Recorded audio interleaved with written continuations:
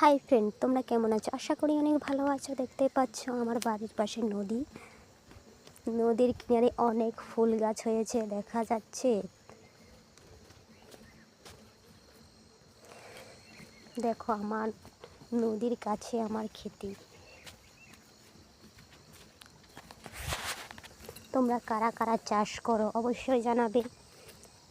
আমরা তো চাষ করি মাঠে। এই যে অনেক কিছু লাগিয়েছি,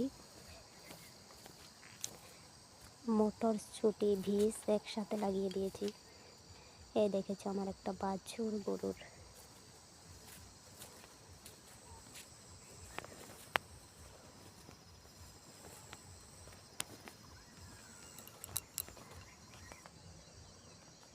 এই মটরশুঁটি গাছ দেখতে পাচ্ছ।